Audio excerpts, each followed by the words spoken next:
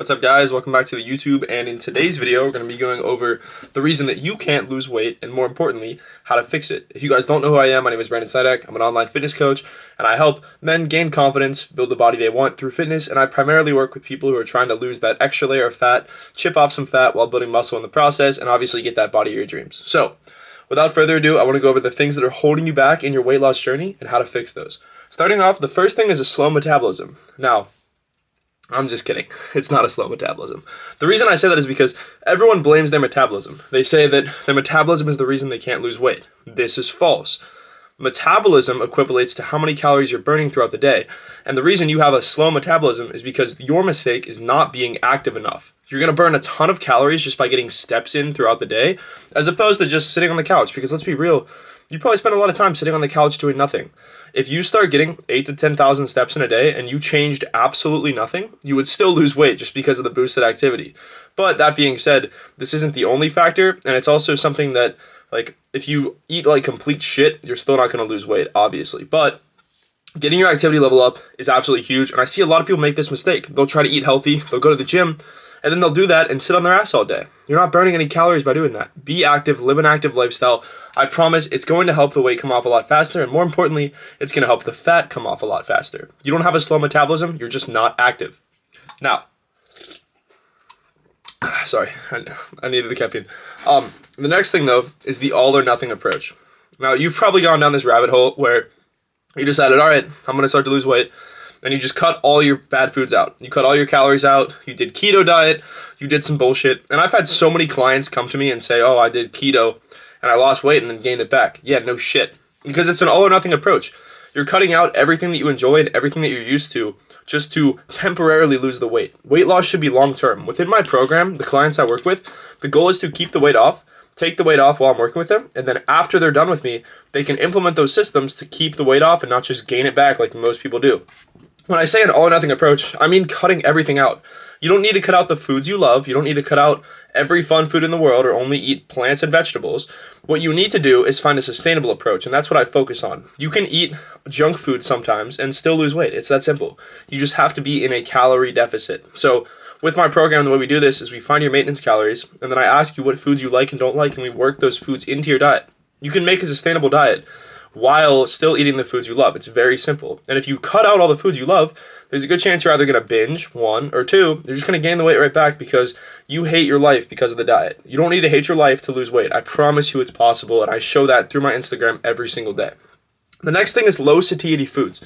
Now, satiety is how full a certain food keeps you. So I want you to think about this. When you eat a cookie, you want to eat 10 more cookies because they're not that fucking filling.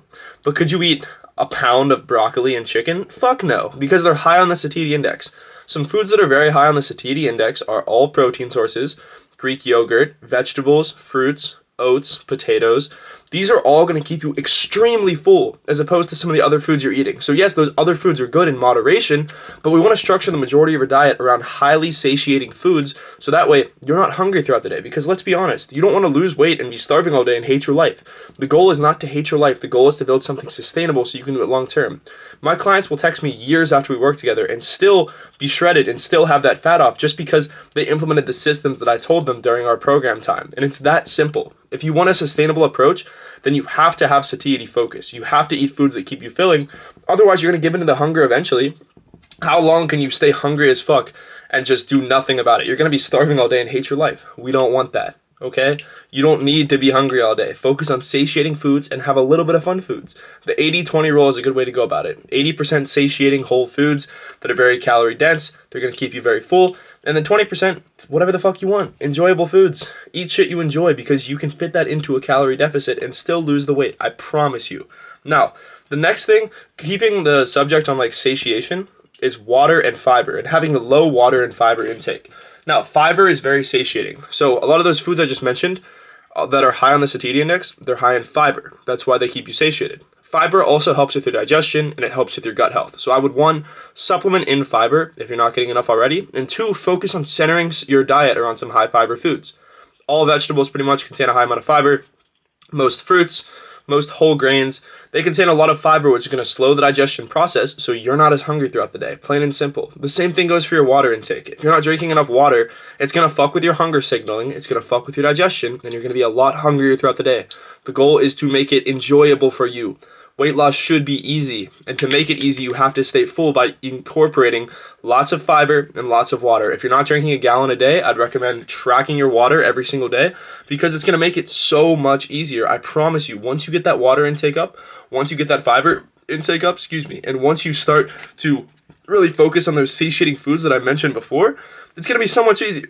Your life's going to be so much easier. Sorry, I'm burping so much. Holy shit. Now, the last thing, and this is what most coaches will not tell you, is focusing on the workouts and the cardio. Cardio is not necessary to lose weight. Working out is not necessary to lose weight. Am I telling you to sit on your ass and not work out? No, but you don't need to be in the gym to lose weight. I have clients who don't even go to the gym and they lose 30 to 40 pounds. It's very simple. Your diet is the main approach. Everything should be centered around your diet and your activity level from a general weight loss standpoint.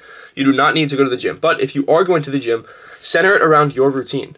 If you can only work out 3 days a week, work out 3 days a week. If you can only do cardio 1 day a week, do cardio 1 day a week. And cardio is not necessary, and it's not as beneficial as just boosting your overall activity. Getting steps in the long run will always be more sustainable than cardio because you can always do it. You might not always have time to go to the gym and sit on the treadmill, but you have time to go for a walk with your dog. You have time to get on a treadmill in your house and go on a walking pad or just walk around your house, step around your office.